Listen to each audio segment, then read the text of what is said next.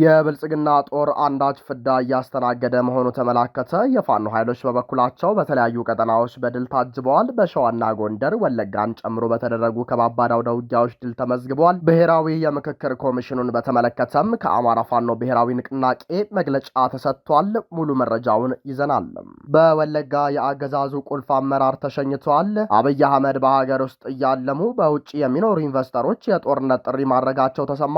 የአብይ አህመድ አገዛዝ በጦርነት ካልተሳተፋቸው ሀብታቸው የእናንተ አይደለም የሚል ዛቻም አሰምቷል። በሌላ በኩል ፓርቲው ግድያውን በጋራ እንታገል ብሏል። መረጃውን በዝርዝር ይዘነዋል። አርቲስቷ የብልጽግናን ገዳይነት ምስክር እየሰጠች ነው ሲባል አርቲስቷ በይቅርታ ዛቻ ተመልሳለች። ይህ ጥላቻ ንግግር የበርካቶችን ሕይወት ነጥቋል። የአስቴ በዳኔን የሚዲያ ዘመቻና ምላሽ መረጃ ይዘነዋል። ሱዳን አብይ አህመድን በግልጽ ከሰሰች። አብይ አህመድ ሱዳንን ለመበተን እየሰራ መሆኑን በውጭ ጉዳይ ሚኒስትሯ በኩል አስታውቃለች። በዝርዝር ይደመጣል። ሰላም ጤና ፍቅር የምንመኝላችሁ ውድ የብላክ ላይን ሚዲያ ቤተሰቦቻችን እናንተን ይመጥናሉ ብለን ያሰብናቸውን የተመረጡ ዕለታዊ የግንባርና ወቅታዊ መረጃዎችን ወደ እናንተ ይዘን ቀርበናል። ቻናሉን ሰብስክራይብ በማድረግ ቤተሰብ እንድትሆኑ እየጋበዝን ወደ መረጃዎቹ እናመራለን። ብሔራዊ የምክክር ኮሚሽኑን በተመለከተ ከአማራ ፋኖ ብሔራዊ ንቅናቄ መግለጫ ተሰጥቷል። የመግለጫውን ሙሉ ቃል እንደሚከተለው እናቀርብላችኋለን። ሐምሌ 18 ቀን 2018 ዓ.ም በብሔራዊ የምክክር ኮሚሽን ስም ዘረፈጁ አገዛዝ ያዘጋጀውን የብልጽግናና ጀሌዎቹ ጉባኤ አስመልክቶ ከአማራ ፋኖ ብሔራዊ ንቅናቄ የተሰጠ መግለጫ ለልዩነትና ለጦርነት ምክንያት በሆኑ አጀንዳዎች ላይ አካታች ብሔራዊ ውይይትና ምክክር ማድረግን በተመለከተ የኢትዮጵያ ሕዝብ ለዘመናት ሲያቀርበው የቆየ ጥያቄ መሆኑ ይታወቃል። ሐቀኛ ብሔራዊ ምክክር ማድረግ ለሀገር ዘላቂ ሰላም አስፈላጊ የመሆኑን ያህል የብሔራዊ ምክክር ሂደት በተለይም የምክክር ሂደቱ አካታችነት የሚካሄድበት ነባራዊ ሁኔታ፣ ሂደቱን የሚመራው ተቋም አወቃቀርና ተቋማዊ ገለልተኝነት፣ አሳታፊነትና ሌሎችም ሁኔታዎች በአግባቡ ካልታዩ ነባር ነገሮችንና ቅራኔዎችን ከማስፋትና ከማወሳሰብ ያለፈ ፋይዳ አይኖረውም። በብልጽግና አገዛዝ ጦረኝነትና ዘረፈጅ የቀውስ አገዛዝ ምክንያት ዓመታትን የተሻገረና የሚሊዮኖችን ሕይወት ያመሰቃቀለ ደም አፋሳሽ ጦርነት ውስጥ ያለችው ሀገራችን ይህን በሕዝብ ላይ የተከፈተውን ጦርነት ያወጀው አገዛዝ ጦርነትን ለማቆም ምንም አይነት ፍላጎት ባላሳየበት ሁኔታ ውስጥ የሚደረግ የምክክር ድግስ በጀት ከማባከንና ለአገዛዙ የገጽታ ግንባታ ከመስራት ያለፈ ፋይዳ አይኖረውም። ባለፉት ዓመታት በዳበሳ ከሚታወቁ የሀገሪቱ እውነቶች መካከል ጦርነት፣ ስደት፣ መፈናቀል፣ ጅምላ ጭፍጨፋና ማንነትን መሰረት ያደረጉ ግልጽ ጥቃቶች በአገዛዙ ስፖንሰርነት እየተፈጸሙ ይገኛሉ። በብልጽግና የቀውስ አገዛዝ ምክንያት ሚሊዮኖች ተሰደዋል። በርካቶች በአገዛዙ የጸጥታ መዋቅር ንብረታቸውን ተዘርፈዋል። አማራ ክልልን ጨምሮ ከፊሉ የሀገሪቱ በወታደራዊ አገዛዝ ስር ከወደቀ 3 ዓመታትን አስቆጥሯል። አገዛዙ በቀጥታ የእርስ በርስ ግጭቶችንና ጦርነቶችን በማዋለድና አለመተማመንን እንዲነግስ በማድረጉ አብዛኛው የሀገሪቱ ክፍል ቀውስ ውስጥ ይገኛል። ይኸውም ወታደራዊ አገዛዝ ምርጫ ለማድረግ የሚያበቃ የሰላም ሁኔታ ሳይኖር ራሱ ተመራጭ፣ ራሱ ታዛቢ፣ ራሱ መራጭና አስመራጭ በመሆን ትልቅ የፖለቲካና የዲሞክራሲ ክንውን በሆነው የምርጫ ሂደት ላይ መቀለዱን ዓለም አቀፍ ማህበረሰቡም የመሰከረውና የታዘበው ሐቅ ነው። ይህንን ተከትሎ የ2018 ምርጫ ክንውን አለመካሄዱና ብልጽግናን በምርጫ ያገኘውን ቅቡልነት እንደሌለ ተረጋግጧል። ይህንንም ተከትሎ የ2018 ምርጫ ክንውን አለመካሄዱንና ብልጽግናን በምርጫ ያገኘው ቅቡልነት እንደሌለ ተረጋግጧል። አገዛዙ ይህንን በምርጫ ድግስ ያጣውን ቅቡልነት በምክክር ለማግኘት ጥረት እያደረገ ቢሆንም የብሔራዊ ምክክር ሂደቱን ለማሰናዳትም ሆነ በባለቤትነት ለማስኬድ የሚያበቃ የህግ መሰረት ግን የለውም። ሐቀኛ ብሔራዊ ምክክርን መምራት የሚችል ኮሚሽን በኢትዮጵያ ውስጥ ባሉ ተፋላሚ ኃይሎች ይሁንታ የተሰጠው ሲቪክ ማህበራትን ጨምሮ በሁሉም ኃይሎች ተሳትፎ የተቋቋመና ገለልተኝነቱም የተረጋገጠ መሆን ይገባዋል። ይህ ወቅቱን የብሔራዊ ምክክር ጉዳይ እመራለሁ የሚለው ኮሚሽን ከአገዛዙ በስተቀር ከየትኛውም የፖለቲካ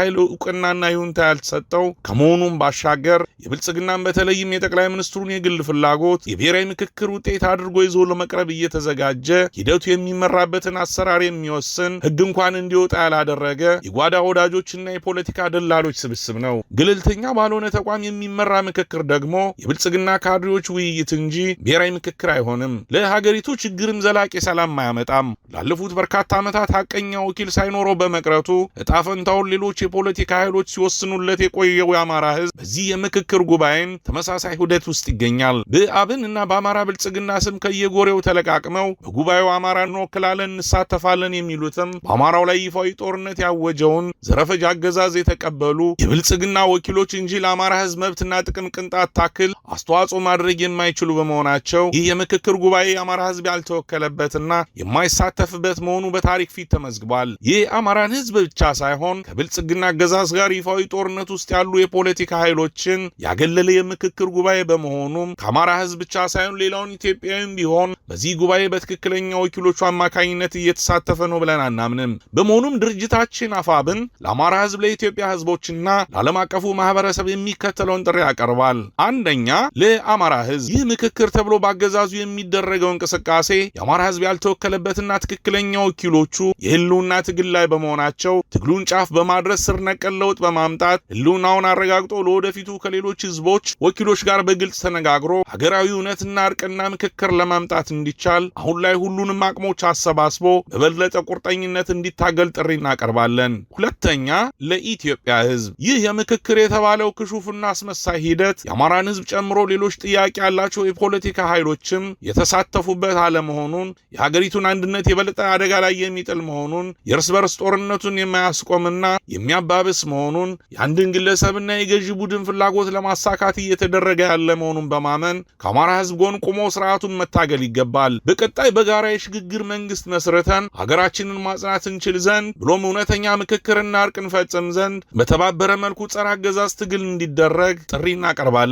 ሶስተኛ፣ ለዓለም አቀፉ ማህበረሰብ እንደሚታወቀው በትክክለኛው መንገድ የማይካሄድ ብሔራዊ እርቅና ምክክርን ሂደቱ ካለመኖሩ የከፋ ሀገራዊ ችግርን ያስከትላል። ብሔራዊ ምክክር ከከሸፈ አንድ ሀገር የምትገባበት ቀውስ እጅግ ከባድና ባዙሪት የተሞላና የማይገመት ይሆናል። የብዙ ሀገራት ብሔራዊ እርቅና ምክክር የተኮላሸው ገለልተኝነትና አሳታፊነት የሌለውን ሂደት በመከተላቸው እንደሆነ ብዙ ምሳሌዎችና ተሞክሮች አሉ። የአሁኑ ያገዛዙ ብሔራዊ ምክክር የተባለው ሂደትም የህዝብ ቅቡልነት የሌለው እውነተኛ ችግር ፈቺ ምክክር ሳይሆን ብልጽግናና ደጋፊዎቹ ያገዛዙ ስልጣንን ማጽኛ እንደሆነና ሀገሪቱን እንዲሁም የቀጠናውን ሰላም ከድጦ ወደ ማጡ የሚያስገባ መሆኑን ተገንዝባችሁ ለሐቀኛ ሽግግርና ዘላቂ ሰላም እንድትሰሩ ጥሪ እናቀርባለን። አራተኛ፣ የአማራ ህዝብ ወኪል ነን ለምትሉ የሂደቱ ተሳታፊዎች ከዚህ ቀደም እንደሆነው ሁሉ ያገዛዙ ተላላኪ በመሆንና ተገቢው የአማራ ህዝብ ውክልና ሳይኖራችሁ በሂደቱ የምትሳተፉ ግለሰቦችና ቡድኖች በብሔራዊ ምክክር ስም በሚካሄድ የብልጽግና ጉባኤ በመሳተፍ ታሪካዊ ስህተት ከመፈጸም እንድትታቀቡ እያሳሰብን ይህን ማሳሰቢያ ችላ በማለት የምታደርጉት ሂደት የአማራን ህዝብ ጥያቄዎች ለሌላ ምዕራፍ ለማዳፈን ለምታደርጉት ያልተገባ ተግባር ኃላፊነት የምትወስዱ መሆኑንም በህዝብና በታሪክ ፊት እናሳውቃለን። የአማራ ፋኖ ብሔራዊ ንቅናቄ የአገዛዙ መዋቅር እየተናጋ ነው። የፋኖ ኃይሎች በሸዋና በጎንደር ከፍተኛ ድል መቀዳጀታቸው ተገለጸ።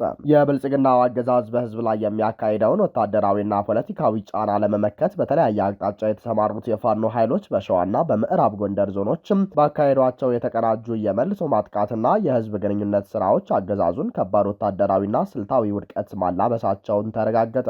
በሸዋ ጠቅላይ ግዛት አሳምነው እዝ 7-7ና የመሐመድ ቢሆነኝ ኮር አስቻለው ደሴ ክፍለ ጦሮች በጋራ ባደረጉት የተቀናጀ ወታደራዊ እርምጃ ወደ መዘዞ ከተማ ከአራት አቅጣጫ ለዘረፋና ለጥፋት የተንቀሳቀሰው የአገዛዙ ጦር ክፉኛ ተመቷል። እንደ አፋብን በሸዋ ጠቅላይ ግዛት እዝ የህዝብ ግንኙነት መምሪያ መረጃ የጠላት ኃይል መነሻውን ከመንዝ አውራጃ ሞላሌ፣ ወገሬ፣ መሃል ሜዳና ዘመሮ በማድረግ እንቅስቃሴ የጀመረ ቢሆንም የመሐመድ ቢሆነኝ ኮር ወንዶ አስቻለው ክፍለ ጦር ከረፋዱ 4 ሰዓት ጀምሮ በባሽ ከተማ ዙሪያ በሰነዘረው ቅድመ መከላከል ከበባ ውስጥ እንዲገባ ተደርጓል። ሁለቱም ክፍለ ጦሮች በቅንጅት ባካሄዱት ተጋድሎ የጠላትን ኃይል ከቆባ አስጥል እስከ መዘዙ ከተማ ድረስ ያራገፉት ሲሆን የአገዛዙ 102ኛና 104ኛ ጥምር ጦር ከፍተኛ ውድመትን አስተናግዷል። ከጣርማ በርና ከሰላ ድንጋይ በሞፈር ውሃ ጅረት ወደ መዘዞ ለማለፍ የሞከረው የጠላት ኃይል በ7-7 ክፍለ ጦርና በወንዶ አስቻለው ደሴ ክፍለ ጦር አጸፋዊ ምት ሙሉ በሙሉ ተበትኗል። በዚህ በዙሪያው በባሽና በሞፈር ውሃ አካባቢዎች በተካሄደው ከባድ ትንቅንቅ አገዛዙ በርካታ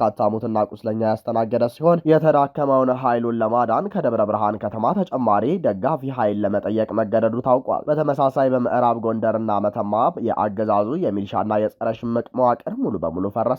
በምዕራብ ጎንደር አዳኛ ገርጃቆ ወረዳ፣ ነጋዴ ባህርና መተማ ወረዳ ኩመረ አውላላ አካባቢዎች የአገዛዙ ወታደራዊና አስተዳደራዊ መዋቅር መፍረሱ ተበሰረ። በአፋብን በላይ ዘለቀ እዝ መይሳው ካሳ ኮር ፊት አውራሪ ገበየው ክፍለ ጦር ባካሄደው ልዩ ወታደራዊ ክትትልና የማህበረሰብ ውይይት አገዛዙ ለዘመናት በወንድማማች ህዝቦች መካከል ይሸርበው የቆየውን ሴራ እንዲከ እንዲከሽፍ ተደርጓል። አገዛዙ የአካባቢውን ነዋሪዎች አማራና ቅማንት በማለት እርስ በርስ ሲያጋጭና ለጥፋት ዓላማው ሲጠቀምበት የቆየው ሴራ የፋኖ አርበኞች ባካሄዱት የማህበረሰቡ ውይይትና ከታጠቁ ኃይሎች ጋር ባደረጉት ስምምነት ማክሸፍ ተችሏል።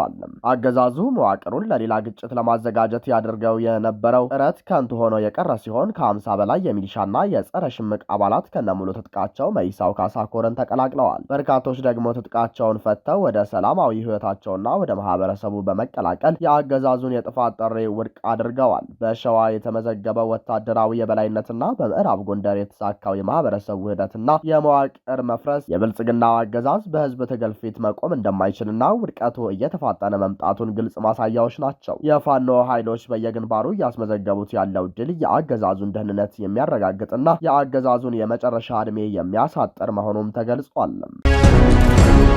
በወለጋ የአገዛዙ ከፍተኛ አመራር ተመታ።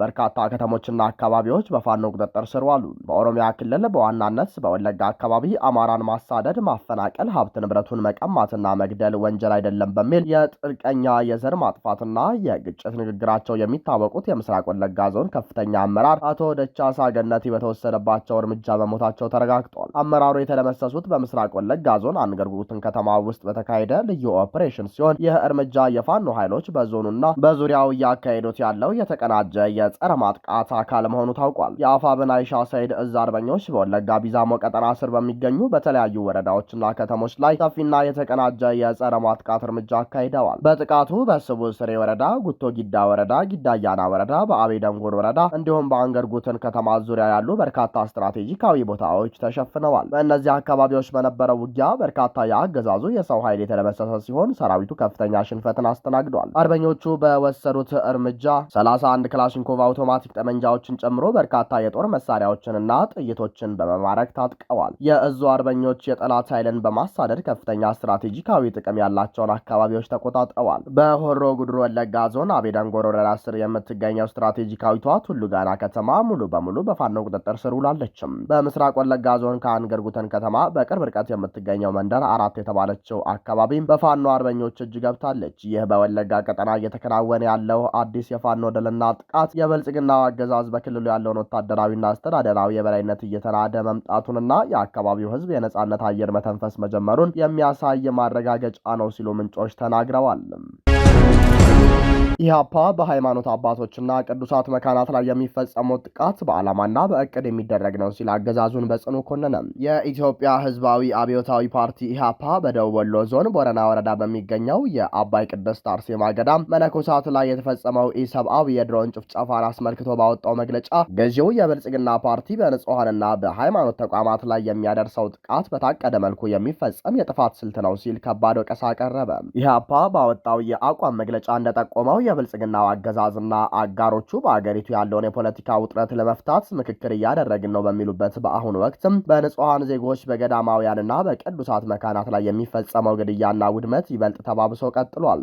ፓርቲው አገዛዙ የሚያካሂደውን የካሳ ቅስቀሳና የምክክር ሂደት በመሞገት ብልጽግናና አጋሮቹ ምክር ላይ ነን በሚሉበት በዚህ ወቅት የንጹሐን ጭፍጨፋ በብርቱ መቀጠሉ በተደጋጋሚ እንዳልነው ሁሉ ዛሬም ምክክሩ ስለምንድን ነው እንድንል ያስገድደናል ሲል በንጹሐን ደም ላይ የሚደረገውን የፖለቲካ ቲያትር አጥብቆ ተቃውሟል። የታቀደና የታሰበበት የጥፋት ስልት በየጊዜው በገዳማት በሃይማኖት አባቶችና በምዕመናን ላይ የሚፈጸሙ መሰል አሰቃቂ ጥቃቶች ድንገተኛ ወይም ተራ አጋጣሚዎች አለመሆናቸውን የጠቆመው መግለጫው ድርጊቱ የህዝብን መንፈሳዊ፣ ባህላዊና ማህበራዊ መሰረት ሙሉ በሙሉ ለማፍረስ የታሰበበትና በእቅድ የሚፈጸም የጥፋት ስትራቴጂ መሆኑን አብራርቷል። የብልጽግናው አገዛዝ ሰላምና አንድነትን በሚሰብኩ ሀገርን በጥበብና በጸሎት በሚደግፉ የሃይማኖት አባቶችና ገዳማውያን ላይ ኢሰብአዊ ጭፍጨፋ ማካሄዱ የስርዓቱ አምባገነንነትና ለህዝብ መብትና እምነት ያለውን ንቀት የሚያሳይ ነው ሲል ኢህአፓ አክሎ ገልጿል። የህዝብን ደህንነት ማስጠበቅ ያልቻለውና ይልቁንም በገዳማውያን ላይ የድሮን ጥቃት የሚያደርሰው የብልጽግናው አገዛዝ ምክክር ላይ ነን የሚል ሽፋን ህዝብን ለማታለል የተዘረጋ መሆኑን የጠቀሰው ኢህአፓ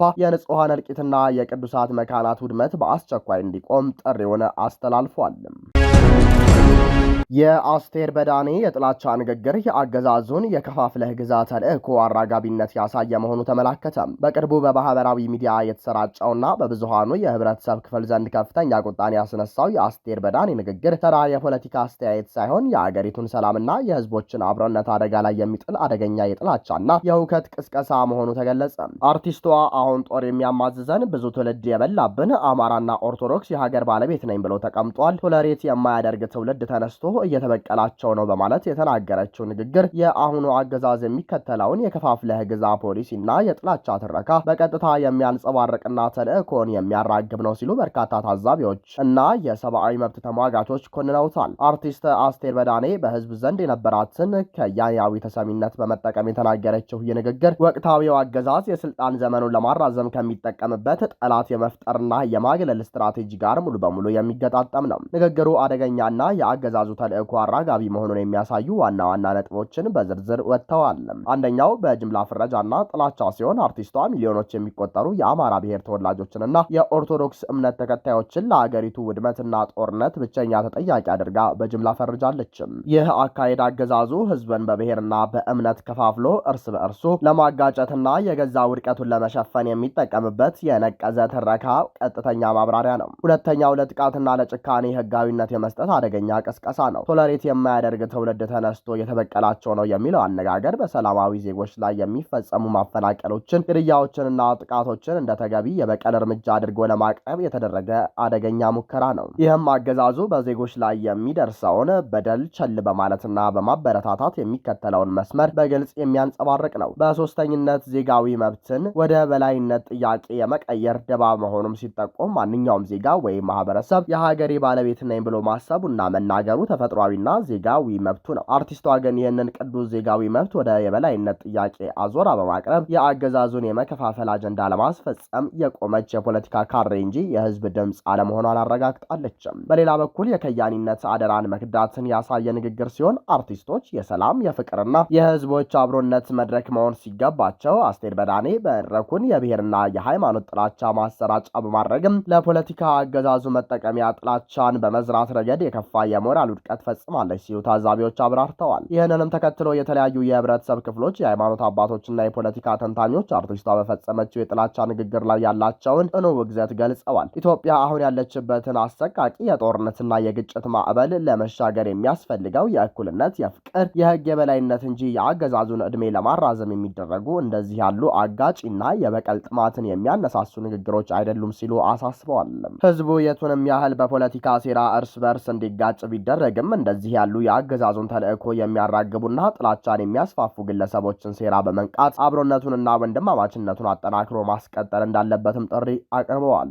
ከዚሁ ጋር በተያያዘ አስቴር በዳኔ የቀረበባትን ከፍተኛ ውንጀላም አስተባብላለች። በኦርቶዶክስና በአማራ ተወላጆች ላይ ለደረሰው ጥቃት ግን ተጠያቂነቷ እንደሚቀጥል አያጠራጥርም። አስቴር በዳኔ ሰሞኑን በማህበራዊ ሚዲያ በኩል በስሜ እየተካሄደ ነው ያለችውን የስም ማጥፋት ዘመቻ በመቃወም ይቅርታ የመጠየቅና ጉዳዩን የማስተባበል መልእክት አስተላልፋለች። አስቴር በማህበራዊ ሚዲያ ገጿ ባስተላለፈችው መልእክት ምንም በማላውቀው ጉዳይ አርፌ በተቀመጥኩበት ከፍተኛ የስም ማጥፋት ዘመቻ እየተከፈተብኝ ነው ስትልም ዳግም ክህደት ያለበት አዘል ምላሽ ሰጥታለች። አክላም ከፖለቲካዊ እንቅስቃሴ ከተገለለች 3 ዓመታት እንደሆናት የጠቀሰችው አስቴር ከ4 ዓመት በፊት የሰራችው ቪዲዮ ከይዘቱና ከሁኔታው ውጭ ተቆራርጦና ተዛብቶ ለስም ማጥፋትና ለውንጀላ እየዋለ ነው ስትል ራሷን ተከላክላለች። ይሁን እንጂ የተለያዩ ወገኖችና የሰብአዊ መብት ተሟጋቾች እንደሚያስረዱት አስቴር በዳኔ ቀደም ሲል ያደረገቻቸው ንግግሮች ተራ የፖለቲካ አስተያየቶች ሳይሆኑ ቀጥታ የጥላቻ ንግግሮች ወይም ሄት ስፒች ነበሩ።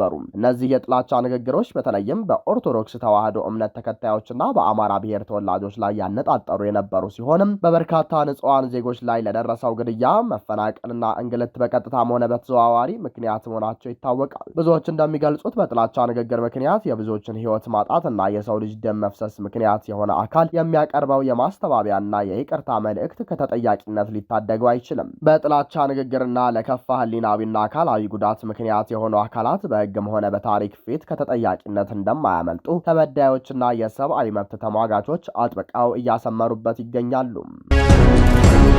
የአብይ አህመድ አገዛዝ በሱዳን የውስጥ ጉዳይ ጣልቃ በመግባት ታጣቂዎችን ይደግፋል በሚል ሱዳን በግልጽ ክስ አቀረበችም። የሱዳን የውጭ ጉዳይ ሚኒስትር አምባሳደር ማሂ ኤልዲን ሳሌም በሀገራቸው ወቅታዊ ሁኔታና በዲፕሎማሲያዊ ግንኙነቶች ላይ በሰጡት ሰፊ መግለጫ በሱዳን እያካሄደ ባለው ደም አፋሳሽ ጦርነት ውስጥ የውጭ ኃይሎች እጅ እንዳለበትና በተለይም የኢትዮጵያ አገዛዝ ታጣቂዎችን በመደገፍ ሀገሪቱን ለማዳከም እየሰራ መሆኑን የሚያመላክቱ መረጃዎች መኖራቸውን አበክረው ገለጹ። ሚኒስትሩ እንደገለጹት ከሆነ በሱዳን ላይ ለተከፈተው ጥቃት የውጭ ሀገራት ጣልቃ ገብነት በቀላሉ የሚታለፍ ክስ ሳይሆን በተጨባጭ የሳተላይትና የምርመራ መረጃዎች የተረጋገጠ እውነታ ነው ብለዋል። በአሜሪካ የሚገኘው የያድ ዩኒቨርሲቲ የሳተላይት ምስሎችን በመጠቀም ባደረገው ፍተሻ በኢትዮጵያ ግዛት ውስጥ ታጣቂዎችንና አማጽያንን ለመደገፍና ለማሰልጠን የሚያገለግሉ የጦር ካምፖች መቋቋማቸውን አረጋግጧል። ይህንኑ እውነታ እንደ ዋሽንግተን ፖስት ያሉ ታላላቅ የዓለም አቀፍ መገናኛ ብዙሃን መዘገባቸውም ይታወሳል።